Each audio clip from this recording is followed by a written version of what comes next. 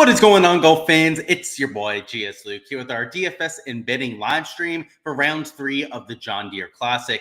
Going to go through what to expect from conditions for tomorrow, a look at the DFS and prop side of things to give you an idea of how to attack some of your exposure. But first off, welcome on into the live stream wherever you guys are. Hopefully you guys all had a fantastic 4th of July. If you were somebody that was out there celebrating and are ready to get after it and talk some golf action for tomorrow and what to expect from all that. So first off, we got Tony down there. Joanne, what's going on? Hopefully you guys are having a fantastic evening. We got Too Cole, Antonio, Michael down there too. A little bit of a Red Bull over here. So just keeping it nice and clean tonight and just enjoying ourselves here. So first off, I want to start with our partner for the live stream, which of course are our friends over there at the Ship It Nation. Ship It Nation is your source for all of your needs with DFS, whether it's for PGA DFS like we're talking about tonight, or some of the other sports out there that a lot of you may love as well. So that could be the NFL when that comes around. It could be NFL, NBA, all of those MMA, all of those different sports that you're getting exposure to on top of the golf side. So if you're looking for an all-encompassing site, a cheap option that's not going to price gouge you, that is led by people that are proven winners in taking down GPPs, well, check out the guys at the Ship It Nation. So proud to have them there as a partner on the live stream. Use code LUKE10 on any of your subscriptions when you're signing up over there, and you're going to get a discount off any membership, a whole 10% off any of your memberships, including a whole annual subscription. So it's a whole 10% off that entire thing towards your membership over there. So definitely check them out if you guys haven't already checked out their stuff. Would highly recommend it, and would help out the channel as well. So let's hop into the golf course today, which for the first 2 days, we had an interesting trend. Now, obviously, no round 2 stream, which was a byproduct of the 4th of July, but I was keeping tabs on it, posted my projections on Patreon, and round 1, the PM wave played easier. So I guess we'll circle back and show you that if you weren't paying attention yourself. But if you go over here in Data Golf and separate it by waves, you'll see that the AM wave only played about 2.7 strokes under par, whereas the afternoon was a whole 3.1 strokes under. So it was about a 0.4 stroke difference. And I kind of chalked that up to some gustier conditions in the AM hours, but it was a little bit confounding to me. I wasn't quite sure why we had that. And today, I thought I would play pretty flat, all things considered. I didn't think that one wave was getting the better side of the conditions. And once again, the PM wave, actually at one point, it was playing significantly easier than the morning. And then towards the end, it actually got harder. But it played pretty even. And the AM wave, which you'd expect to probably have the better side of conditions today, was only, 0.07 shots easier. So it's not like we had the same conditions from day 1 to day 2.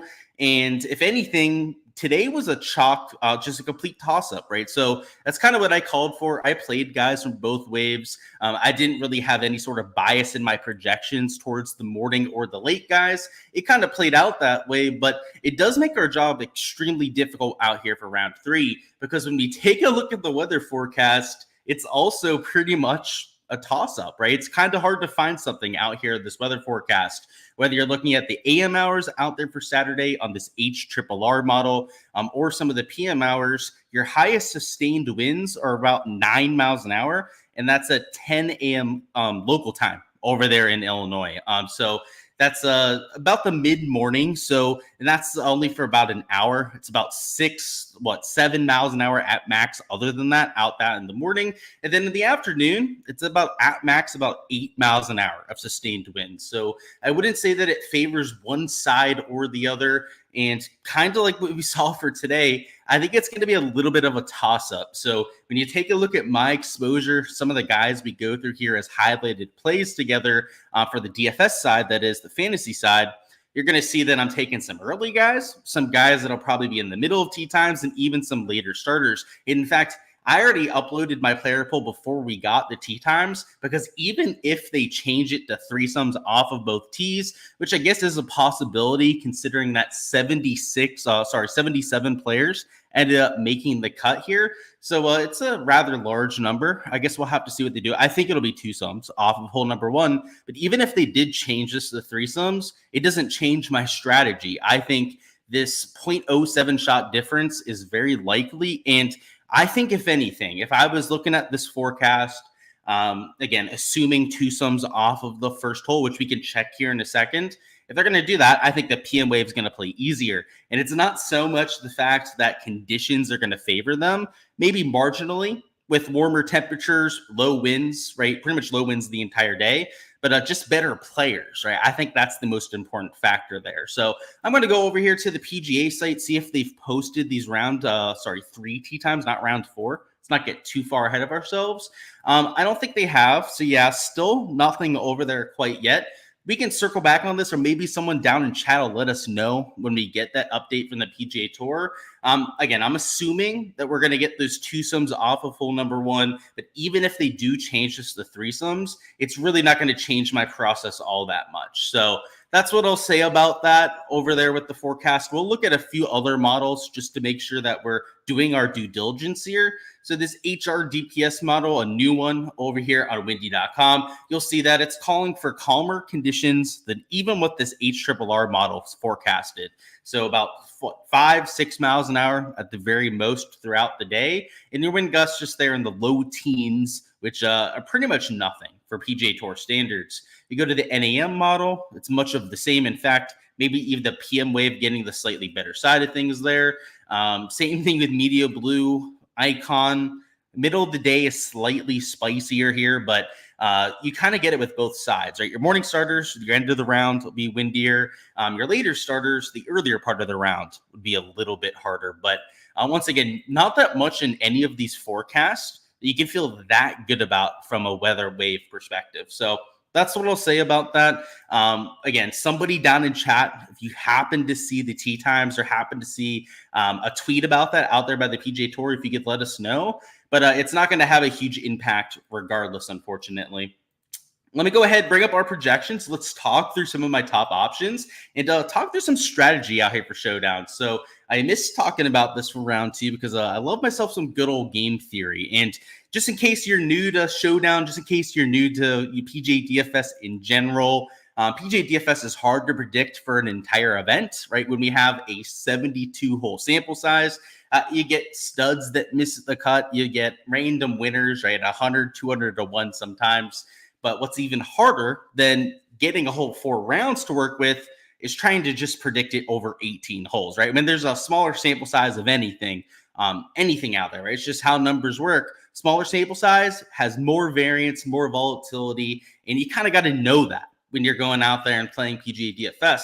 So this is the case for round 2 Showdown. So I said I missed talking about this yesterday, but for round 3 Showdown, especially when we don't have the placement points of a main slate or the placement points of a round 4 Showdown, when those are out of the picture, you want to embrace that mindset even more. Like, just embrace the fact that you're going to get a lot of outlier performances. So while I do think that the PM guys, you might see slightly better conditions. And I think it's a stretch, really, if we're saying that. But we'll give them that just for the sake of the argument here. Even if that's the case, we can't only play the late starters, because if it's 2 sums off of hole number 1, those are the guys that are at the top end of the board and the guys that are garnering a majority of the ownership. Now, there are a few exceptions, probably a few later starters that will be mixing in at lower ownership that for sure, right, make their way into my player pool. However, you've got to be very careful, right, about taking those kind of players. In fact, right, you're going to be taking some chalky guys, probably 8, 9, 10K range that are going off later, but you can't only play those kind of players. So that's the point that I was making about the weather before, is like, even if we had a slight advantage towards the middle to later tee times, just be a little bit careful with that, right? And I wouldn't go too overboard or play like only later starters out there in lineups. What's far more important is making sure to mix in some lower owned guys. You're going to want to take some chalk. I'd say up top is the place to do that, if anything, to go up there, take a stance on a player. If you're going to take them in 40, 50% of lineups, like you have to do to get over the field on somebody that's going to be chalky, AKA like 20% plus owned. If that's going to be the case, you want them to be a player up top. You don't necessarily want that to be a 7K range player that's only chalky because he's looked like unbeatable over the first few rounds. I'm talking guys that are in the top 5, top 10 of the current leaderboard, that your casuals, maybe even people that play PGA DFS, see with that form, they see that scoreboard out there, and it's real easy to click them into lineups, especially when you're on the DraftKings app and clicking them into lineups. So it's a psychological, you see that factor on every single slate when it comes to ownership, and you want to leverage against that a little bit. So I guess a perfect example of a player that you can kind of take advantage of that with would be Sepp Straka, who was one of your highest owned players heading into this week for main slate that now is one of your lowest owned options in terms of spend up. So while he's red on here, right, the conditional formatting has him as a pretty chalky play comparatively. That's because I'm not going to point out anyone that's 30% owned, right, out here in the live stream. I guess I'll just give you this. Guys like Sun GM, Aaron Rye are both approaching that 30% mark when it comes to their projected ownership. Of course, guys, as usual, for all of my projections, all of my ownership, that is posted over there on the Patreon page. But I can tell you that Sanjay is just a little bit higher owned than where I have Aaron Rye, but both of them are just under about 30% ownership. So, you know, if you're going to take those sort of players, you're taking them at nearly double the ownership of somebody as a Sepp Straka. So as somebody that, again, placement points aren't a thing for round 2, round 3 showdown, like what we have here, Sepp Straka, the darling of the week. Why not take him at now a discounted price? Now it's not that much cheaper than what he was for main slate, but definitely a discounted ownership right there.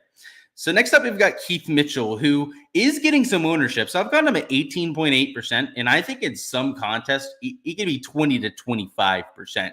A lot of that is the fact that he's in the 8K range. He's very affordable, easy to click into lineups as a second, third, maybe a fourth man in lineups that you're going extremely balanced with.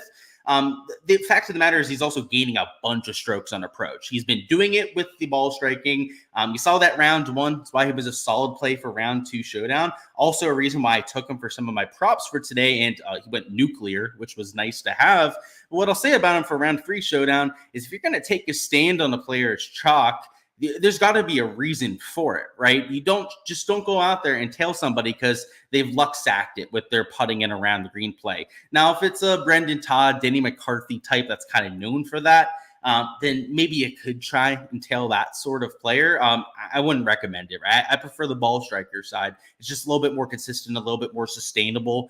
That's why the top players, your top 5, top 10, your most consistent players are your top ball strikers. That's not a coincidence. Those stats are the easiest to maintain. That's why those players are at the top end of the board.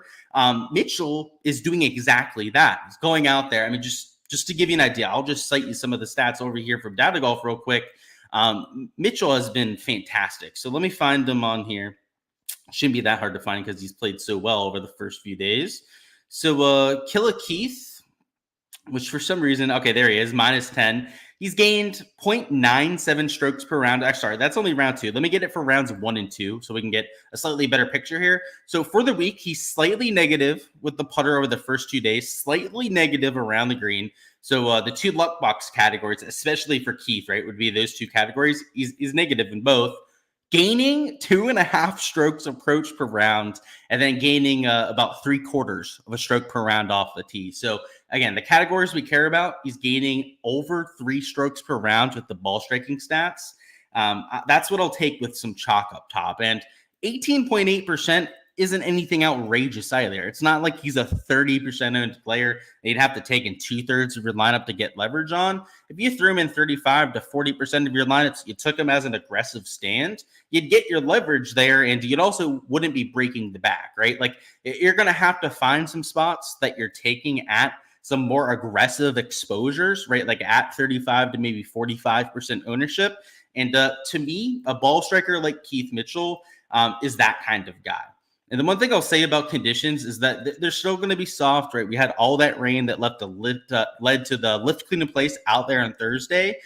That's not just going to magically go away. It's still going to be relatively receptive out there. And without all that wind, we're going to get some nuclear scoring. So something to kind of incorporate into your process is you want guys that can go nuclear, that you've seen as first round leaders, guys that have gone out there, been your top DraftKings scorer multiple times out here in 2024.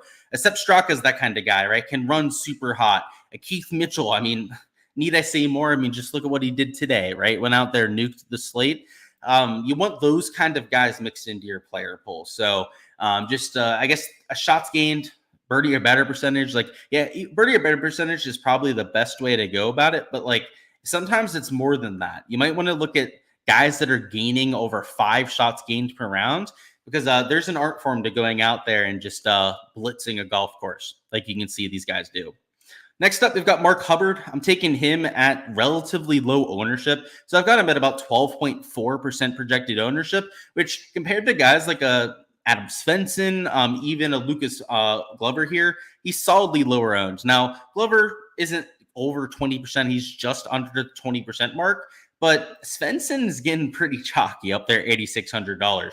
So rather than spending on some of the guys that have played slightly better, I'd rather play the better long-term player, the player that has the higher birdie or better percentage this year comparatively, that's better on these shorter, just easier kind of golf courses. At birdie or better, I guess Birdie Fest, as John Rahm would call them.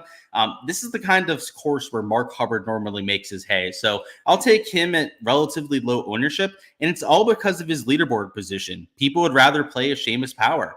They'd rather click on Kevin Yu after his nuclear round. Those two options that we mentioned, a Jason Day even, right? Because he's just a quote-unquote better player than Mark Hubbard.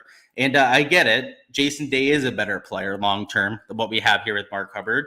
But Hubbard's also $400 cheaper and now like 4 or 5% lower owned. So I think if you're going to get different down here in this 8K range, there's not many options to do it with. In fact, I'd say that Hubbard's your lowest owned option. Outside of Sam Stevens, he's also going to be about 10, maybe about 11% owned out there in my projections. Outside of those two guys, there's not really that many options to go out there and get that much differentiation. Even Ben Griffin, I've got it slightly lower ownership, but still it's not as low as you'd be hoping for in terms of looking for a guy to get sneaky with. So there's Mark Hubbard. Let's talk through Patrick Rogers now. So P. Rogers, a guy that kind of nukes slates, a very streaky player, a guy that can get hot with the flat stick. And that's what you're hoping for from P. Rogers. He did that from round one. You saw him just make a ton of 30, 40 footers. I think he chipped in once out there for birdie as well. And I know it's kind of crazy just hoping to, get a luck sack round, but that's what you get from Patrick Rogers. He's a very frustrating player if you fade him, and he goes out there and he's doing that, right? Making those 30 footers and chipping in, but he's certainly capable of doing that. He's only $7,900. So of course, a cheaper than average player out there in your player pool. And this 10% ownership number is, I guess in a vacuum, like when it's 10% ownership there, right? Novak's 9%. They go like, oh, that's kind of high ownership right there. It's not really. I've got Thor Bjornsson at well over 15%. I've got Hostler at like 15, 16%. In comparison, these guys like Rogers, Thor Bjornsson, sorry, not Rogers, Thor Bjornsson, Rogers and then Novak are decently low owned. They're a lot more reasonable. If you're taking them in 20, 25%, you're getting leverage. Some of the other guys in this range, you're having to play in 30 to maybe even 40% of lineups to get that adequate leverage to the field. And, I don't think that they're unplayable. Like I said, towards the middle of the top end of the board is where you go out there and make your stands, but make sure there's a reason for it. Go through their shots gained metrics. Are they actually hitting the ball well in a very sustainable way? If they are, there's a good chance that they're in my player pool. And again, we can only talk through so many players on here. There are a lot more guys that I'm using in my player pool that you can see on the Patreon version of the spreadsheet. There are a lot of those kind of players up top that I'm playing that just are hitting the ball well. So I guess, for example, I'll give you at least one more guy that I'm taking with some ownership, but like an Eric Cole would fit that kind of description, right? Yeah, we'll say that. I guess because I want to make sure it's like one of the chalky guys. Let's get at somebody that was a slightly lower owned, but we'll keep that sleeper for the Patreon members. We can't bring everything in front of the play wall.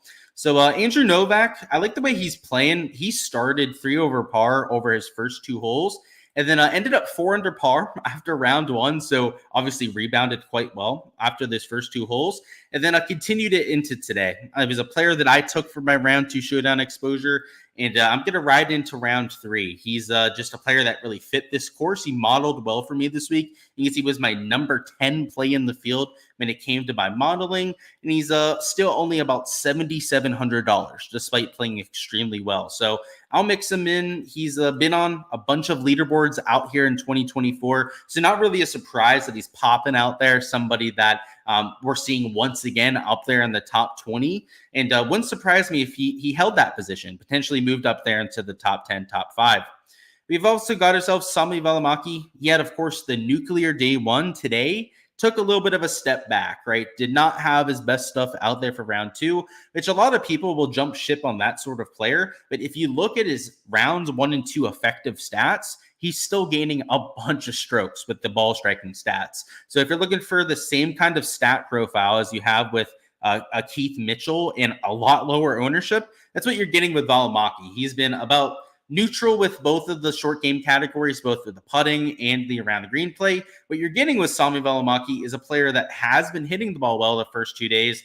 That just was a little bit rusty out there for round 2. So you need that bounce back. You need him to have that same kind of mojo that he had for round 1, which is certainly possible. And, 5.4% ownership is about as low as it gets in this range. Guys like Hayden Springer are significantly higher owned than that. Brendan Todd's like twice the ownership. Guys like Spawn, Vegas are higher owned. Lauer almost twice the ownership at just under 10%. Välimäki is hitting the ball well, even better, I should say, than all of the other players in this range and is lower owned.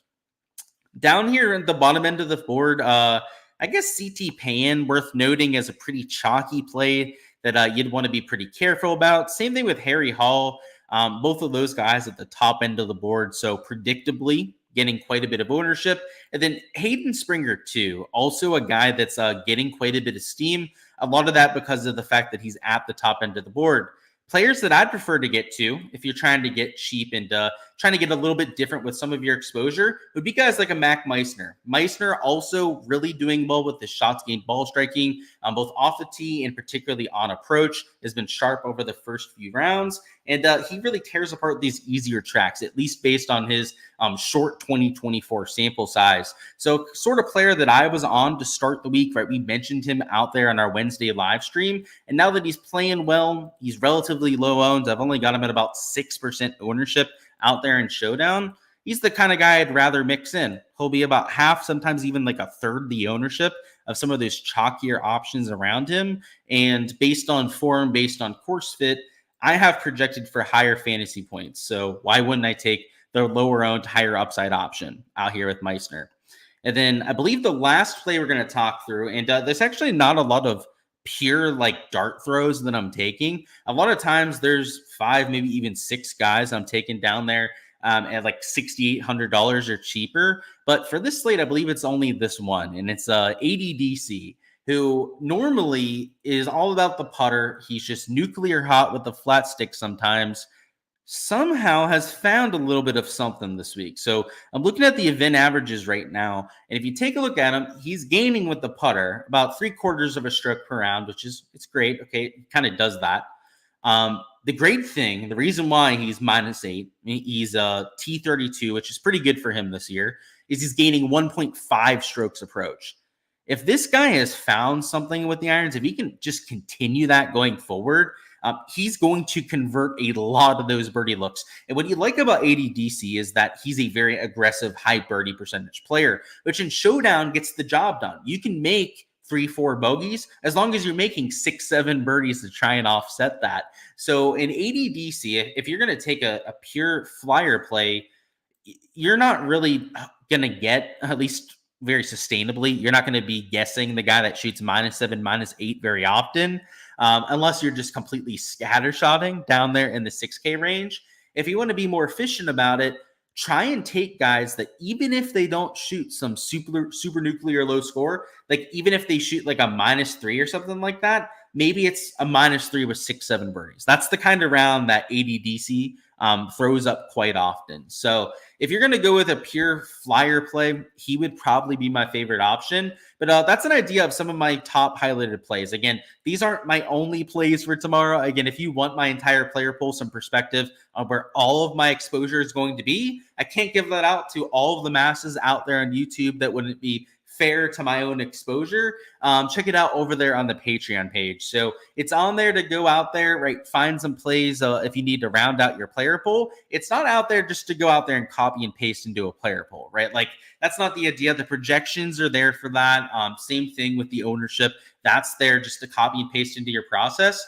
The player pool is for perspective. Now, if you want to take bits and pieces and incorporate it, I think that's totally fine and reasonable. But yeah, if you're somebody that just blatantly tails it, again, it's there for your own information. You can choose to do what you'd like with it, but that's not the true purpose, I suppose, because everyone should have their own process, right? Everyone should have their own takes on players. Like just because like I like somebody like Sepp Straka doesn't mean that like you have to like them, right? Like if you think that my take on the fact that he was a popular play, like people liked him this week, and that I think he's a good bounce back candidate. Like if you don't like that, then don't play him, right? Then maybe play Aaron Rye, right? Maybe he'd be a better option. So like that's what I'll say about that. So Patreon page is where you can find all that. Now let's go through all those questions, which normally I stop like halfway through, but we really went through that quickly. So there we go.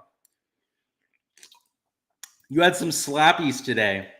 Everyone always does, especially if you enter a bunch of lineups. So cheers to that. Pin locations are out. Okay, good to know. Let me actually bring those up real quick, because I did have the PGA Tour comms Twitter up just in case.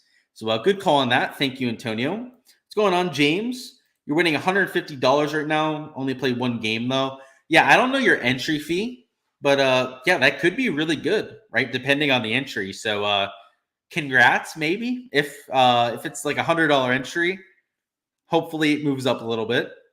Tee times are out, and they're going out in threesomes.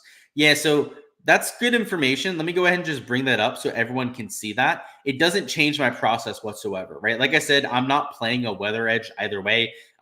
It's not impacting my projections whatsoever. And now that they're going off in threesomes, it's even more so the case, right? Now you've gotten them munched. Now there's not going to be any sort of spread when it comes to the tee times.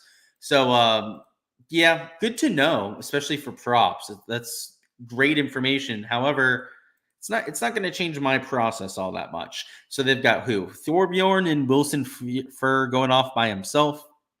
And then everyone else on a threesome? Yeah. No other stray twosomes out there in the mix. And the first tee time is at 7:55. So that's 6:55 local. It's a real early start. And then your last tee time is 12:45. So that'll be 11:45 local time. So they'll be done nice and early. That means our round 4 live stream, by the way, guys, will be a lot earlier than usual. Okay. And those are the pin locations, by the way. We'll look at those when we go through the prop stuff. It'll be a better time for that kind of stuff. Let me bring up our projections and get to the next question. One of your guys missed the cut. Eric Cole's your guy. Eric Cole didn't miss the cut. Eric Cole played very well. Unless you're saying that you think he's going to play well for tomorrow. Which in case I agree with you there. How does Lucas Glover look? Solid birdie potential. I agree with the solid birdie potential. And from the stat profile, he's doing Lucas Glover things, which is kind of great to see, right? Except for the fact that he's gaining a bunch of strokes of the putter. He's gaining with the approach play. He's slightly under neutral with the off the tee, right? He's not always the best off the tee player, but he's gaining 3 strokes with the flat stick, which I don't know how sustainable that is. Round 1, he gained 3.8 strokes. Today, he gained 2.3 strokes when it came to the putting. That is really a ceiling performance for Lucas Glover, and he's -10 through the first 2 rounds. So obviously, if he can continue that, you're probably going to get something in the range of -5. However, I'll just say it. He's not a great putter. There's a reason why he had to change to that broomstick putter. He had the yips for a while. It was real tough to watch out there on tour. So I wouldn't count on that continuing, unfortunately. You know, it's a horrible number, but what are my thoughts on him? Top 5 at plus 130. He is by far the best golfer in the field. Yeah, I agree with that take. I do think he's the best golfer in the field, especially if you're looking for floor potential, like for placement bets, like top 10s, top 20s, top 5s, et cetera, et cetera. Plus 130, I mean, he's starting relatively close to the top 10, 5, right? What is he? He's actually starting in the top 5, right? T4, but a whole bunch of people tied for him at that position. I would say that the plus money, that plus 130, is probably pretty fair, but I'd be okay taking it because I think a lot of the competition up top is very weak. I don't think there's anyone really in this field that you're scared of. Like, there's going to be some guys that chase him down. There's going to be some nuclear low scores, no doubt about it. But just like looking at this leaderboard, I'm on the other tab right now. It's he's the best player up there, and he's definitely the best player in contention. And he said also, do I think Bombers have a clear advantage? Yeah. So if you take a look at the top, there are some bombers, but I wouldn't say so because Aaron Rye's not a bomber, CT Pan isn't, Cole's not a bomber, Denny's not a bomber. The guys I would classify as bombers would be Davis Thompson, Luke Clanton, and then that's about it, right? Because Svenny's not, Brendan Todd's not, Hayden Springer's not really a bomber. So no, I would say that it's more about the putting. It's a birdie fest, so you're going to see a lot of emphasis on shots gained putting, and then approach play, right? Setting up birdie opportunities. Those would be my main two categories. I've got a feeling that Denny's going to take it down. I think he's going to have a great week too. So I'm kind of with you on that. You got Im and Thompson for outrights. Yeah, I'm with you on Im. Thompson, I don't have, but he's playing some really good golf, Brian. So I think that's a good sweat to have for sure. So that's all I've got for DFS, guys. I'm going to go ahead and just we'll make one lineup together to give you guys my thought process when building lineups.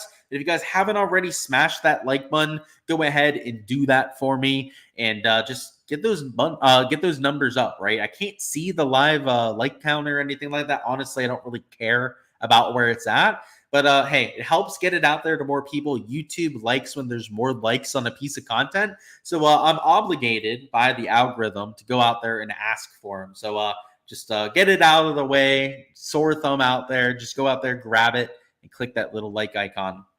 Is Luke Clanton for real? Is this going to be Ludwig for next year? I'm not so sure. There are guys that show up. Neil Shipley, right? Probably case in point example. Shows up for 2-3 events, can do his thing, and then completely falls off a cliff. So we'll have to see. I think Neil Shipley still has a chance to be something, by the way. But I'll just say that they have their 2-3 weeks of fame and then kind of fall off. That happens for a vast majority of those players. So, yeah, I think that he's a great story. He's from down here in South Florida. I've played golf with him before out here in the South Florida amateur circuit. He's a great kid from all accounts. I don't know him personally or anything like that, but he wins everything, or at least, especially when he was playing down here in South Florida. He's moved elsewhere, played really, just killed everyone. Do I think he has win equity? Yes. We saw Dunlop win, and I'm not saying that he's that same caliber of player. He'd have to win to really kind of convince me of that, but he's capable of it. Yes, I do. I do think so. Who is my favorite play? Great question. So I've had to narrow it down to one specific player, and this is going to incorporate ownership. So it's not going to be a relatively chalky player. It would be Sami Valimaki at $7,400. He's playing well. So in my opinion, he should be chalky because of the fact that he's towards the top of the board. He's got the ball striking stats. But the reason why people won't use him is he had a very mediocre round two.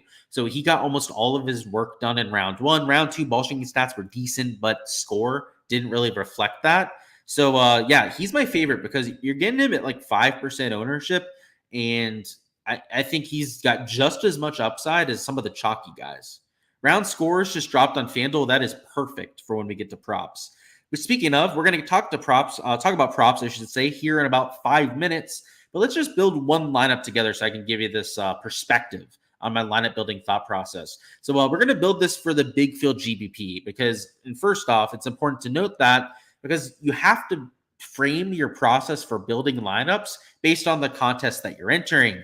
Your process for entering a single entry contest, your process for entering the large field lottery, single entries, cash contest, 50-50s, double ups, you name it. All of that changes contest to contest. And our thought process for a lottery is probably the most applicable, because what you can do with that is you can kind of tweak it and use it for the other contest. In the large field lottery, we really want to try and get different to the rest of the field, because if we're entering one of the larger field GPPs, we're first off playing a lot of other people, a lot of other entries out there in that pool. And if we go out there and we hit on a specific player, ideally, we don't want to share that with many people. Now, there are going to be solid plays that you want to get to that are carrying some ownership. It's okay to take them in moderation. That's why we talk about, eating some chalk in a few spots.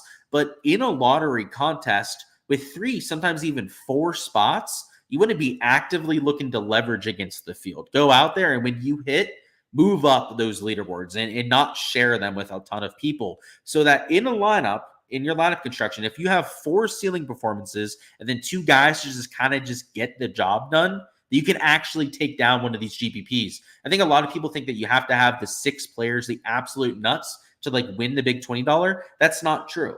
To take that down, you need 4 ceilings. So probably 4 of the top 7 or 8 scorers, and then 2 guys that score in the top 33rd percentile, I'd say, which is the top 15 to 20 after the cut of performances. If you do that, you can go out there and take down one of those lotteries. So ideally in that contest, you're going to need 3-4 spots to actually get different to the field. So let's do that in this lineup. So starting up top, if you wanted to get different, you could do it with Substraka. But just for the sake of showing you that you can take some chalk, I'm going to take a slightly chalkier option here. So what I'm going to do is I'm going to take Sunjay M at 10,400. And then for my second man in, I'm also going to take a relatively chalky Keith Mitchell. So that puts us at about 76.5 remaining, which is pretty reasonable for our last 4 spots. We're probably going to mix in 1 6K guy to kind of boost up that average salary. But we're starting with 2 relatively chalky players. So just because we're doing that does not mean that we're screwed when it comes to ownership. We have a whole 4 other spots to get different. And in fact, even if we wanted to sneak in 1 more chalky player, let's say that there are just there's a core of 3 guys that you really wanted to build around for a large field GPP, you can make that work as long as your last 3 spots are extremely different and are probably all sub 5%, or at least 5-6% and lower. So let's show you what that would look like. So if you're really going to force your hand a little bit and take some chalk, maybe that's by throwing in a Svensson. Maybe you're just a huge Svenny guy. I'm not. Again, I think he's just way too high owned for my liking out there for round 3 showdown. But if you started with this kind of combination, it forces your hand a little bit here, and it makes you really have to think about your ownership. So first off, we're going to go down to the 6K range, try and find some ownership savings, some flexibility out there with our last 2 spots. And we're going to throw in, I guess it doesn't really matter who we're taking here, but it could be ADDC down there at $6,500. That gives us a lot of the savings that we were looking for. And he's also relatively low owned. So it works for some of that differentiation. Up here in the 8K range, we could throw in a Sam Stevens. He's going to be relatively low owned. We have some of those. And then for our last man in, a lot of times when we're doing this, by the way, our last man in, we can kind of take whoever the hell we want, right? Because if we're building different, if we're not taking a bunch of chalk, if we didn't have Svensson in here, if instead we had a Dunlop missed the cut, so you probably don't want to play Nick Dunlop. But even if it was a Mark Hubbard instead of somebody like a Svensson, you can be a little bit more lenient with your last man in here. So if you wanted to take somebody that was a little bit more chalky, you could probably afford to do so. But because you go slightly chalkier over there in the 8K range, it forces your hand a little bit. So your lineup construction, right, is all about, just giving and taking, right? Trying to, take chalk when you need to, but also, right, making sure to force in enough differentiation, especially depending on the contest you're entering. If you're entering let's say you're out here in a cash contest, Well, then you'd want all chalk, right? So we're not actually going to build that lineup, but you'd have chalk in like all 6 spots. But in like a single entry, which is a blend between the two, if you wanted to play a few guys that were chalkier, you can afford to in some of the smaller field contests. The reason for that is, first off, they're not as top heavy when it comes to the payout structure. And also, you're not trying to beat as many other people. So you don't need to be as leveraged to the rest of the field. So let's show you what that would look like. So let's leave ADDC in there. Let's throw Svenny back in. And then instead of taking Stevens, who was lower owned, I'm just going to throw in a pretty chalky Seamus Power. So in this lineup, we've got 4 guys that are carrying some ownership. So Svenny, we've got Mitchell, Sun GM, and Seamus Power. Our last man in here, I'd probably want to get different with, but as long as this last man in was somebody that's sub 5%, so like, I guess, for example, like a Pearson QD would kind of fit that role, I'd be okay with this in a single entry contest, especially one that's only like a couple hundred entries out there for tomorrow. So I think your lineup construction, your thought process around it needs to change from contest to contest. And the bigger the field, the more you have to worry about ownership.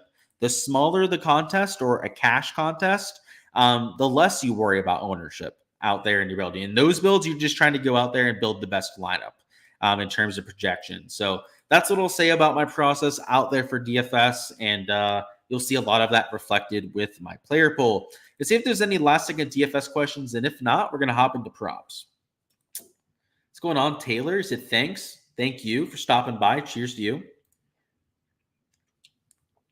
Sanjay top 10 finish feels like a lock. He's a top 10 finish prop. That's kind of crazy. Let me check that out real quick. Now that you mentioned it, because, well, yeah, he's 0.75x, right? To do that, I wouldn't call him a lock. I think that the 0.75x is it makes it annoying to bet. But yeah, I do think he'll top 10. What are my thoughts on Knapp? Yeah, his irons have been weird. Like, he hasn't been good with the irons, but he's still playing well, which normally he kind of follows his irons. Or if he hits the irons well, he normally plays well. I'm cautiously optimistic about Jake Knapp because I'm a pretty big believer this week and I have quite a bit of exposure. Just jumping in, you got a favorite bounce back guy for tomorrow. So yeah, if I was looking for a bounce back, I think Sepp Straka or Sami Valimaki would be my favorite option.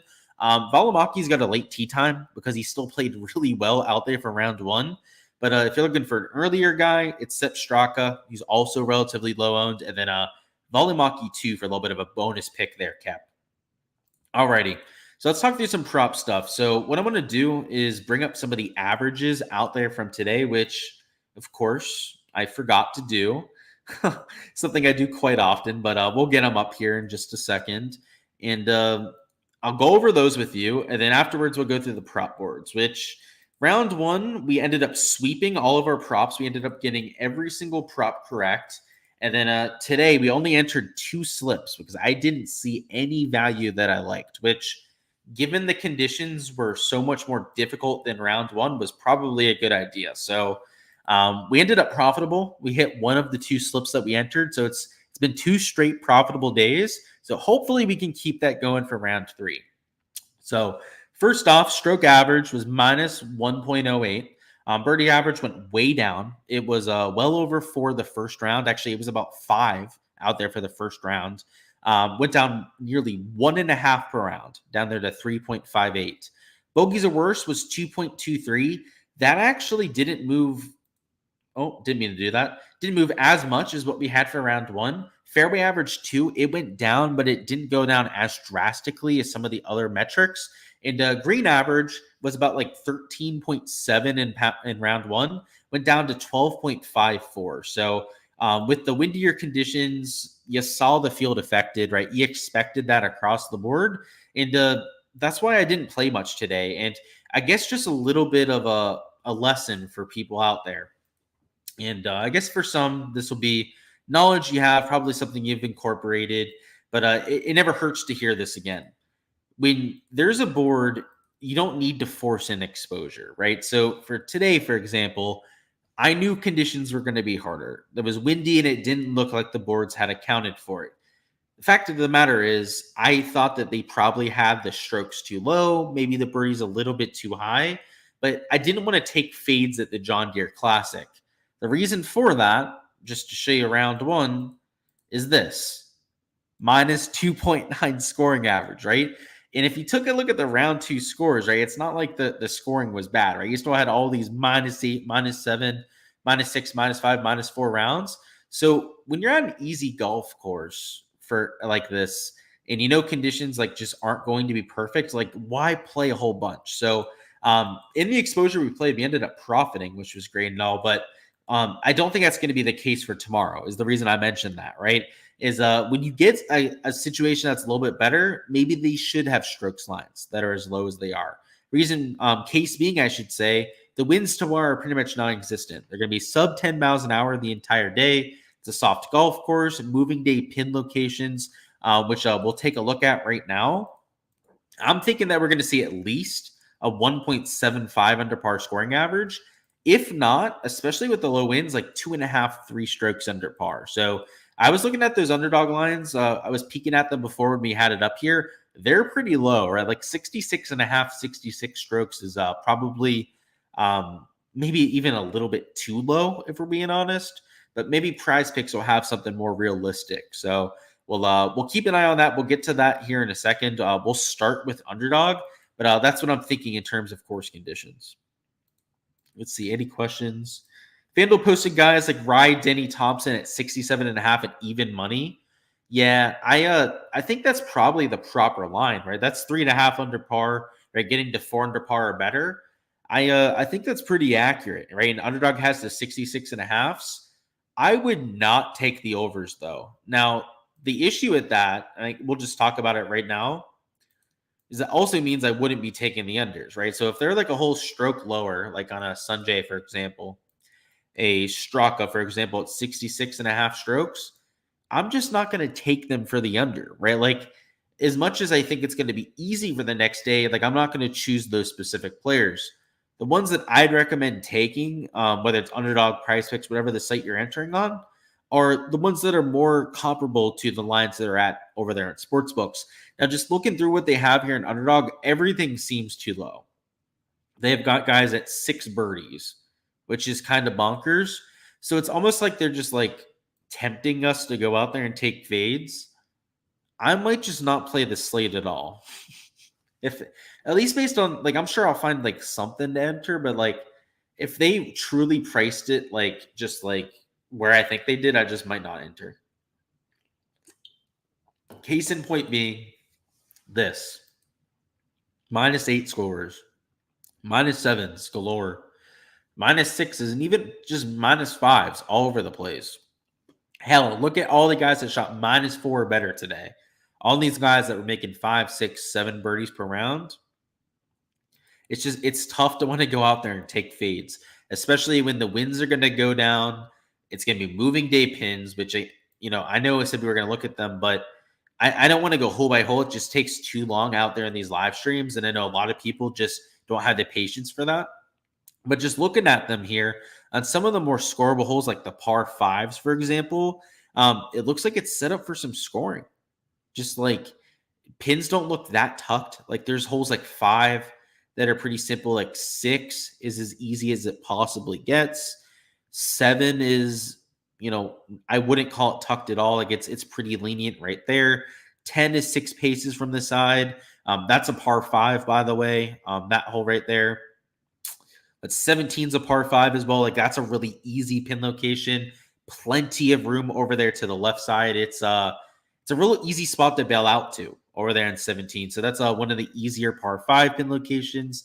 It's just, and what's the one on the front 9? Just for reference, I forgot what hole that was off the top of my head. I think it's like hole 2. Should have known that. Yeah, hole 2 there in the back left. He's got to play a little bit longer there at hole 2. But, in terms of like getting up and down for birdie, it's not anything more difficult than what we had for days 1 and 2. Maybe if you're going for it in 2, it's a little bit longer, harder to make eagle on. But this golf course is going to be extremely, extremely scoreable. It's not just the winds going down. It's not just the fact that you're getting moving day pins. It's also the fact that we've had the cut line happen, right? We have all the shitty scores out of there. We have all the guys that were towards the bottom of the leaderboard kind of kicked out of the way.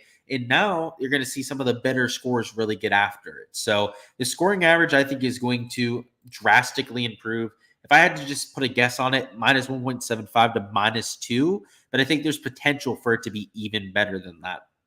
So still nothing on Prize Picks. So what I'm going to do now is I know somebody said that they posted this stuff on FanDuel. I want to see what they have on DraftKings and then also on Caesars.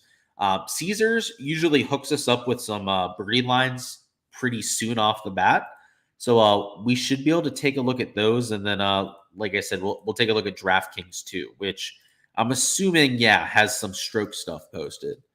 And FanDuel used to be really good about posting birdie lines.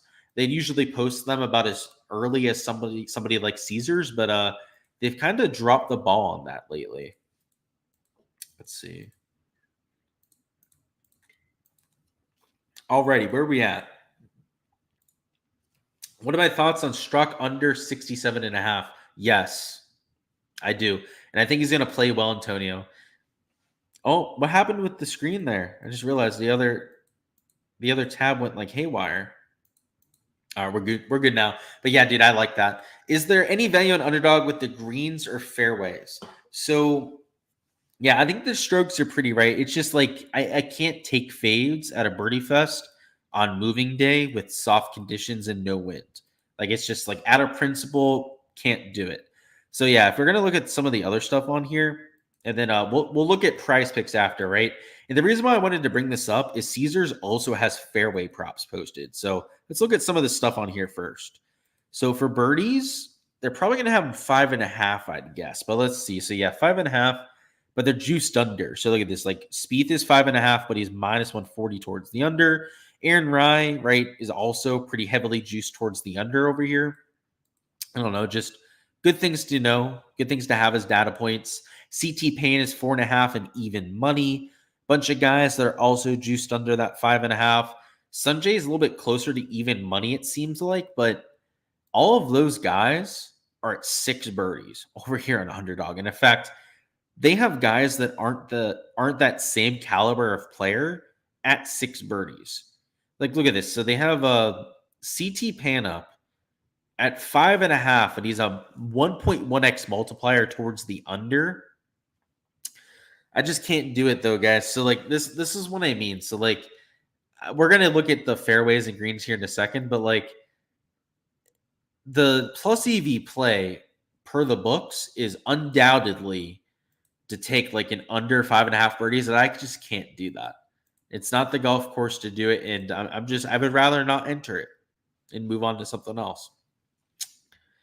All right, let's look at the fairways and greens because we're not going to find any value on overs on birdies or for strokes. I can just tell you right now, every single line over here in Underdog is horrible for that.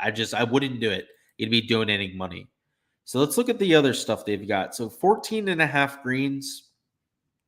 I don't love trying to take an over on that kind of line.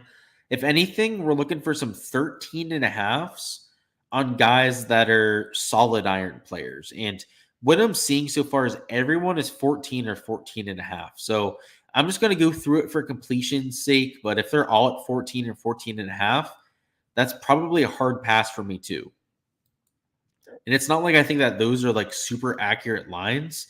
Like I think in some cases that's probably too high of a line, just like what you have for like some of the strokes. Like I think that they're too optimistic on pretty much everyone on the board.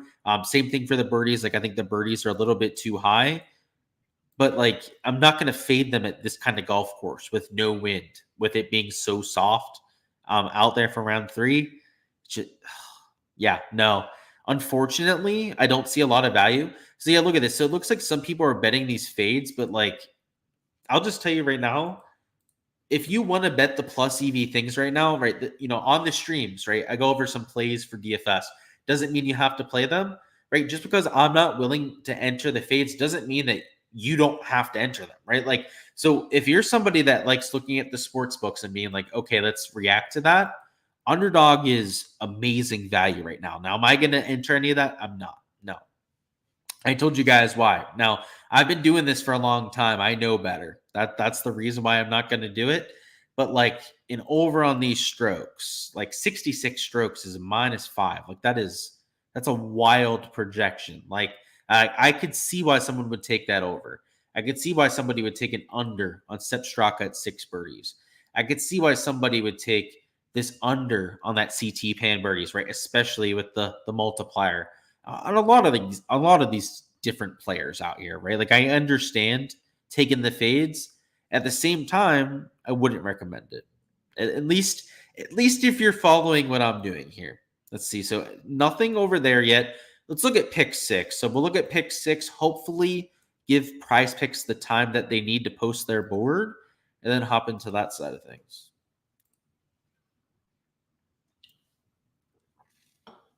Money not lost is money earned. Yes. Yeah, exactly. I sit out all the time. So like round two, for example, like rounds 1 and 2, right? Made a bunch of money. Like round two, it was very light exposure, right? I only had those 2 slips. That's not something I always do. Like there are slips on enter like 12 to 15 slips, but that's something I've learned with time. I used to just force an exposure to Paul. Like that's something I think every gambler is very, very guilty of, whether it's golf, whether it's sports that you're really good at, or just like betting on other shit just for the sake of it, right? Like everyone's done that before. You can do that. It's a hobby, right? Gambling can be entertainment for people out there. If you're trying to maximize and maximize profitability, if you're trying to optimize that, you are avoiding those things though, because as they are money pits, right? You're going to lose money on that more often than you win. But anyways, I digress. Let's talk through this. So let's look at this birdie board. So we're over here in pick six. They've got 5.5 for a lot of these top end players, which is more realistic. Like I guess if I was going to take the overs on birdies, like maybe it's Sanjay here at 5.5. Like I don't think that's the worst play at all. Let's take a look at these strokes. So 67.5, like for Spieth, like I actually kind of like that. For an under, he'd have to go out there and shoot 4 under par. 66.5 is pretty steep for all of these kind of players. And then pars, yeah, I refuse to bet pars and fantasy points. They're just like the worst possible lines. They're way overly complicated for no reason. Just better categories to bet, frankly, if you're going to go after those two. If you're going to do fantasy points, might as well just bet strokes. If you're going to do pars, might as well either do birdies or bogeys out there for that. So you don't see a ton here on pick six. And it's not really the pricing. It's the fact that they just don't have much posted, right? We've got, 8 strokes lines? We've got 4 birdie lines. Again, I hate the fantasy point stuff. They have more fantasy stuff posted, but there's a reason why I don't play that board. So like it's useless. And same thing with pars. Like the worst boards, the ones that have the worst value out there, the ones that are the least consumer friendly, they have the most posted for. It's kind of crazy.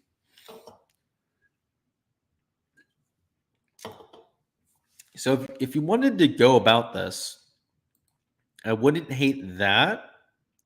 Wouldn't hate like that. Like something like this. If I was going on pick six. Now, I don't think that this is like some crazy value. Like I don't think that JT Poston should be at like 66 strokes or anything. Like I think 67.5 is probably a pretty good number for JT Poston. I guess just to give you some perspective compared to some of the sports books over here, I'm assuming that he's going to be juiced under at 67.5. So it doesn't look like they have a number for him over there on DraftKings, but let's compare over here on FanDuel, which I had the right tab up. What was I doing? So JT Poston, no line. Okay, maybe Caesars has got us. Yikes. Why are they? I guess they haven't posted the full board. That would be my guess. So we don't really have a good comparison over here. But Davis Thompson is in that same kind of range. Denny McCarthy is that same sort of range of player, and he's 67.5 in even money.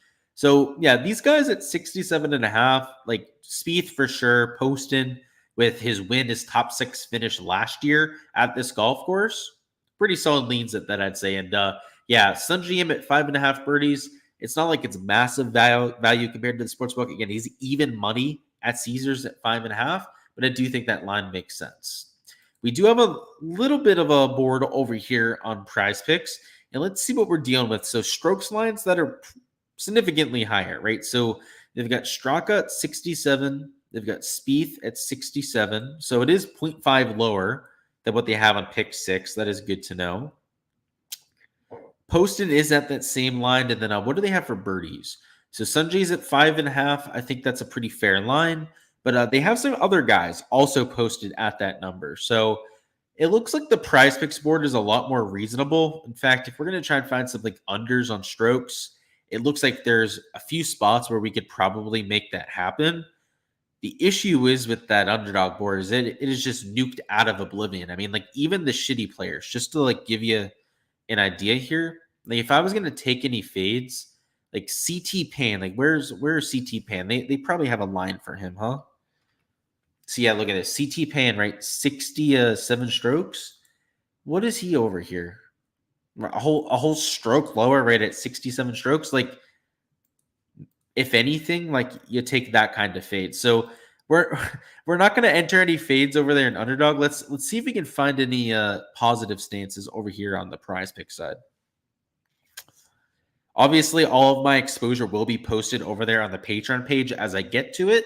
But frankly, if I'm not going to take fades, I don't want to say that like underdog is unplayable, but kind of is.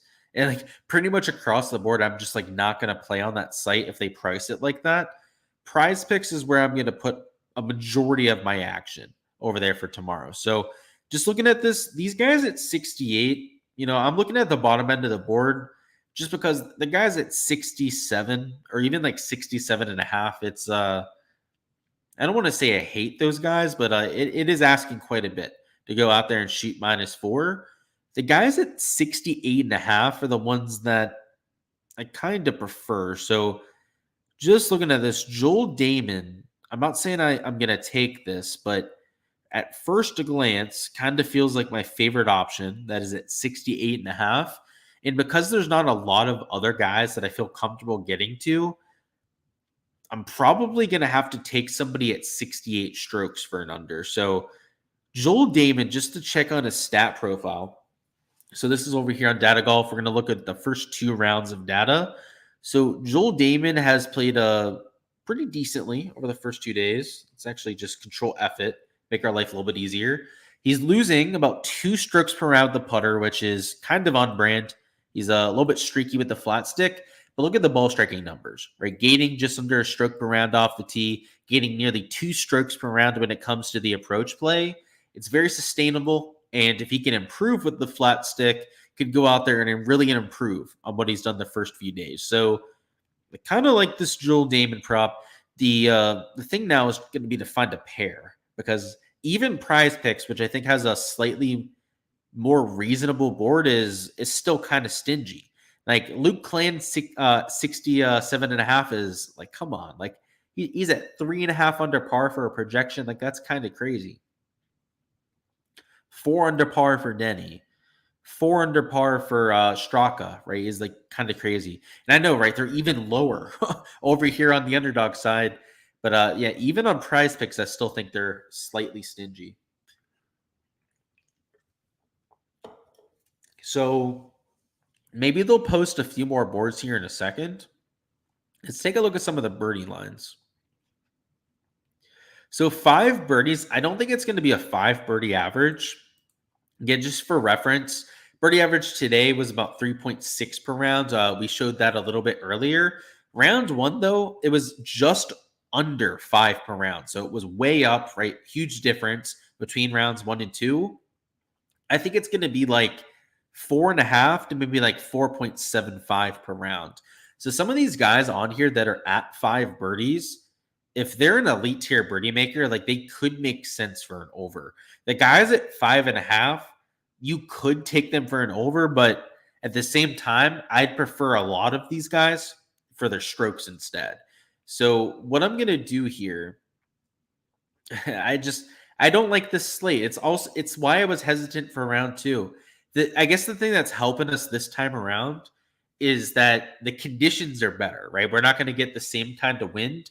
So I do think we're going to see these guys really nuke and get after it. It's just the fact that we're taking guys like Bo Hostler to shoot -4 or better. I mean, it's like, it's a tough scene wanting to click that name to go out there and shoot that kind of score. Like, I'm sure a lot of people can empathize with that. Let's see. Thoughts on Svenny at 67.5, and he's +120. So Svenny is playing well. Normally, he's a kind of streaky guy that can keep it going. +120 makes it a little bit tempting. Like, if it was even money, I'd probably just say, like, makes sense. The +120 makes it a little bit more tempting. I don't love the play. I don't hate it either. I'd say I'm like a 6.5 out of 10 on that one. But yeah, the +120 is what makes it makes you side eye it a little bit, right? What's going on, Kim? You said Hubbard and Cole for over 5.5. Cole 5.5, that feels a little steep. If it was at 5, I'd be a little bit more willing. And I think he's at 5 on Prize Picks.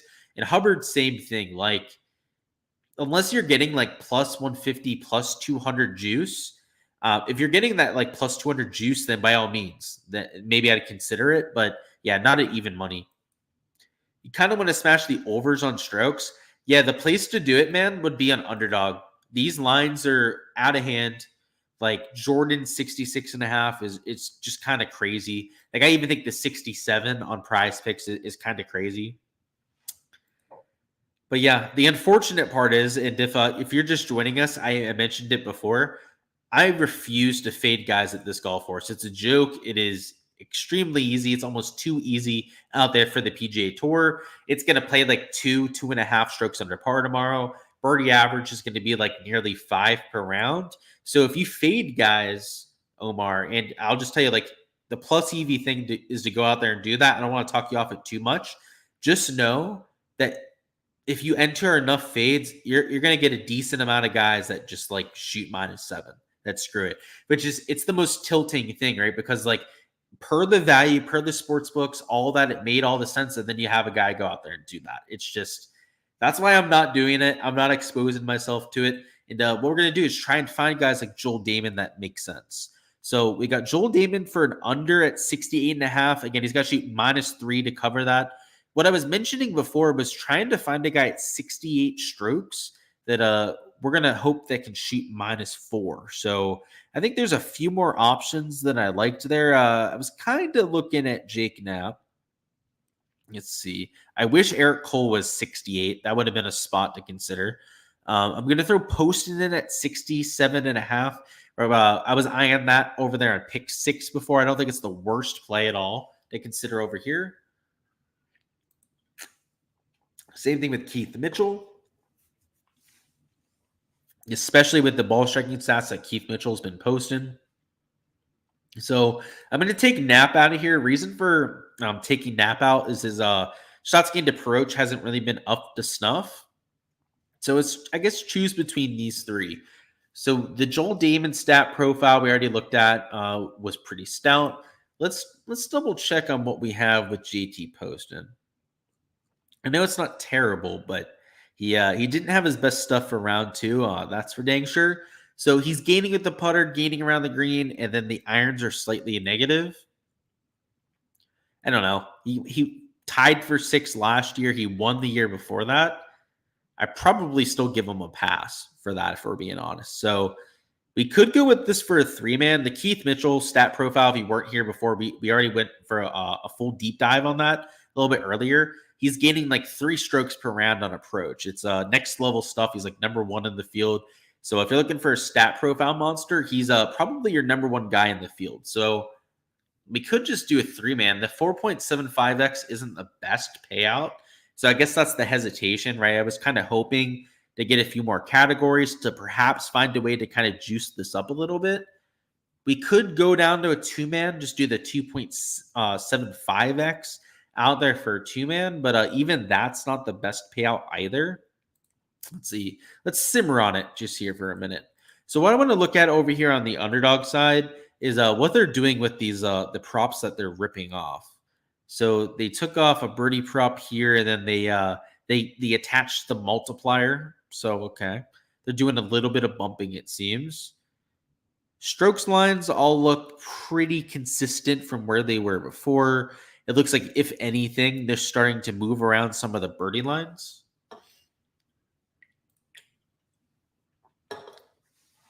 All good information to have.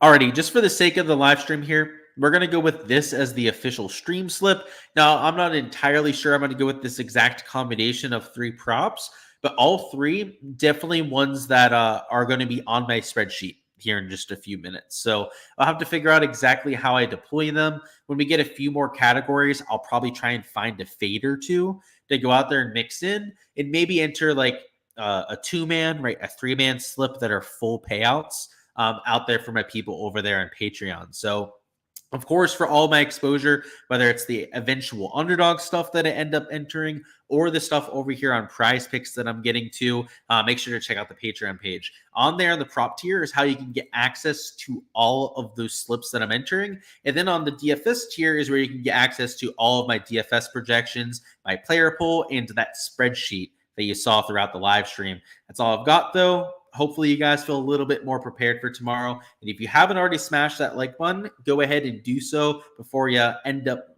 logging off of this live stream, going off to a different tab over there on the internet. And best of luck out there for your exposure tomorrow.